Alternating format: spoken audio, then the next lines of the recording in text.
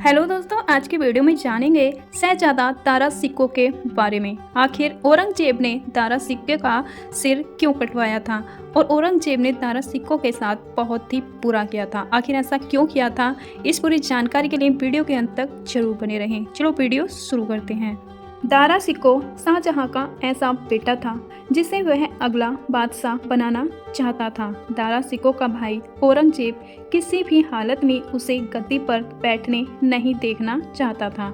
हिंदुओं के बीच भी दारा पसंद किया जाता था। हिंदू धर्म ग्रंथों में उसकी दिलचस्पी थी। वह हिंदू धर्म गुरुओं की सोबत में रहता था। उसका अंत औरंगजेब के हाथों बहुत खराब हुआ था। मुगल सल्तनत की बात आते ही अक्सर एक शहजादे की तारीफ हिंदू लोग भी करते हैं। वह दारा सिक्को था। दारा सिक्को शाहजहां का पुत्र जो हिंदू धर्म शास्त्रों का अध्ययन कर चुका था, धर्माचार्यों को बुलाकर तकरीरें करता था। उसने बड़े पैमाने पर हिंदू धर्म ग्रंथों का अनुवाद कराया। उसके धर्म को लेकर इसी रुझान के चलते मुस्लिम धर्मगुरु उससे खास नाराज रहते थे। जहां कुछ लोग उसे पंडित जी कहने लगे थे तो कुछ काफिर। वह जनता के बीच अपनी रहमदिली की वजह से लोकप्रिय था। बादशाह शाहजहां चाहता था कि उसका उत्तराधिकारी वही हो, लेकिन औरंगजेब ने युद्ध में उसे हराकर खून की नदियां बहाते हुए सत्ता हड़प ली थी। लेकिन इतिहास ने दारा सिक्को को हमेशा एक खास जगह ही और सम्मान से याद किया है। दारा सिक्को ने सभी धर्मों के ज्ञानी जनों को इकट्ठा किया था। हिंदू धर्म के गहरे अध्ययन के बाद दारा सिक्को खुद यह मानने लगा था कि कुछ छोटे मोटे अंतर छोड़कर हिंदू मुस्लिम धर्म में कोई फर्क नहीं है। दारा सिक्को विद्वान था। वो भारतीय उपनिषद और भारतीय दर्शन की अच्छी जानकारी रखता था। इतिहासकार बताते हैं कि वो विनम्र और उदार हृदय का था।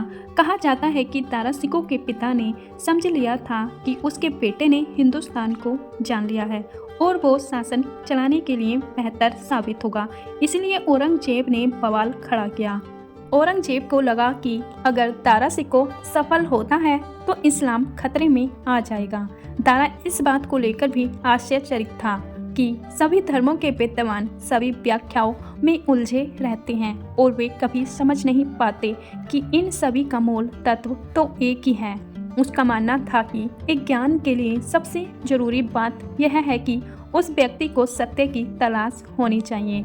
उसने हिंदू और मुस्लिम धर्मों के एक साथ होने का मजमा उल बहरीन, दो समुद्रों का मिलना नाम दिया गया था। दारा सिक्को के सबसे बड़े योगदानों में उपनिषदों का फारसी भाषा में अनुवाद करना माना जाता है। इन अनुवाद किताबों को उसने सिर-ए-अकबर यानी महान रहस्य का नाम दिया था।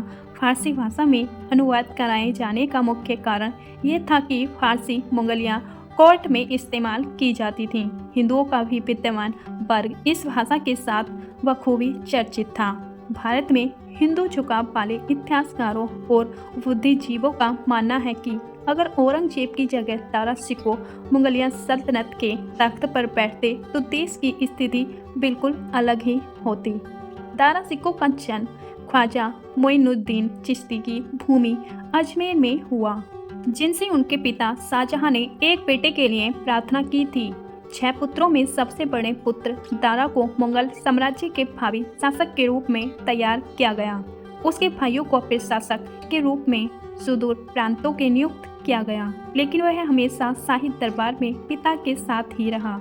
बहुत छोटी उम्र में ही उनकी सूफी रहस्यवाद और कुरान में गहरी रुचि और दक्षता विकसित कर ली थी। दारा सिक्को को मुगल सल्तनत में लोग पंडित जी कहा करते थे। वो आचार विचार में मुगल शहजादों से अलग हटकर था। उसे संस्कृत और हिंदू धर्म ग्रंथों से प्यार था। उसकी इस प्रवृत्ति से औरंगजेब उससे बहुत चिढ़ता था और बाद में औरंगजेब ने उसकी हत्या करके मुगल गद्दी पर कब्जा कर लिया था। इतिहास में ऐसा माना जाता है कि दारा सिक्को की शादी सबसे महंगी हुई थी। दारा सिक्को की शादी को मुगल इतिहास की सबसे महंगी शादी कहा जाता है। उस समय इंग्लैंड से भारत भ्रमण पर आए पीटर मंडी ने लिखा है कि उस शादी में उस जमाने में 32 लाख रुपए खर्च हुए थे, जिसमें से 16 लाख रुपए दारा की बड़ी बहन जहां आरा बेगम ने दिए थे। ये शादी 1 फरवरी 1633 को हुई थी। 8 फरवरी तक दावतों का सिलसिला जारी रहा। इस दौरान रात में इतने पटाखे छोड़े गए कि लगा कि रात में दिन हो गया हो। कहा जाता है कि शादी के दिन पहने गए दुल्हन के जोड़े की भी कीमत 8 लाख रुपए थी। हालांकि दारा सिक्को का अंतिम समय बहुत खराब था। वह 1658 में सामूगढ़ की लड़ाई में हार गए। पराजित शहजादे ने अफगानिस्तान के दादर में शरण मांगी। मेजबान ने उनके भाई औरंगजेब को सूचना देकर उन्हें धोखा दे दिया था। उन्हें चिथड़ों में दिल्ली लाया गया, फिर जंजीरों में बांधकर और कलंकित करके शाही राजधानी की गलियों में एक मादा हाथी के ऊपर बिठाकर घुमाया गया था।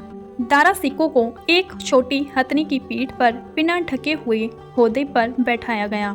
उनके पीछे एक दूसरे हाथी पर उनका 14 साल का बेटा सिफिर सिक्को सवार था। उनके पीछे नंगी तलवार लिए औरंगजेब का गुलाम नजर बेग चल रहा था। उसको आदेश थे कि अगर तारा भागने की कोशिश करे या उन्हें बचाने की कोशिश हो तो तुरंत उनका सर धड़ से अलग कर दिया जाए। दुनिया के सबसे अमीर राज परिवार का वारिस फटे हाल कपड़ों में अपने ही जनता के सामने बेइज्जत हो रहा था। उसके सर पर एक बदरंग साफा बंधा हुआ था और उसकी गर्दन में ना तो कोई आभूषण थे और ना ही कोई जवाहरात।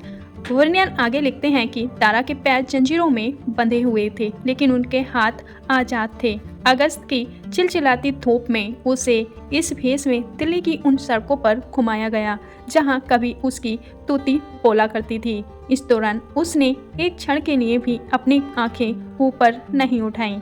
उसकी इस हालत को देखकर दोनों तरफ खड़े लोगों की आंखें भर आई थीं। उसी के एक दिन बाद औरंगजेब के दरबार में यह तय किया गया था कि दारा सिक्को को मौत के घाट उतार दिया जाए। उन पर इल्जाम का विरोध करने का आरोप लगाया गया है। औरंगजेब ने 4000 घुड़सवारों को दिल्ली से बाहर जाने का आदेश दिया और जानबूझकर इस तरह की अफवाहों फैलाई गई कि दारा को ग्वालियर की जेल में ले जाया जा रहा है। उसी शाम औरंगजेब ने नजर बेग को बुलाकर कहा कि वो दारा सिक्को का कटा हुआ सिर देखना चाहते हैं।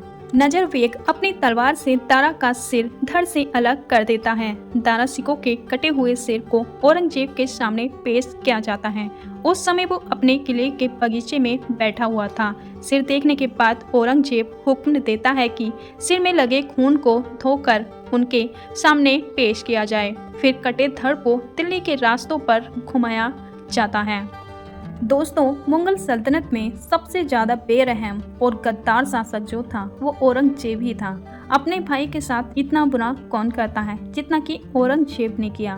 दोस्तों, ये आपको वीडियो कैसी लगी प्लीज कमेंट बॉक्स में जरूर बताना और ऐसे ही ऐतिहासिक वीडियो देखने के लिए चैनल को सब्सक्राइब जरूर करना। चलो मिलते हैं नेक्स्ट वीडियो में, जब तक के लिए अपना ख्याल रखना। धन्यवाद।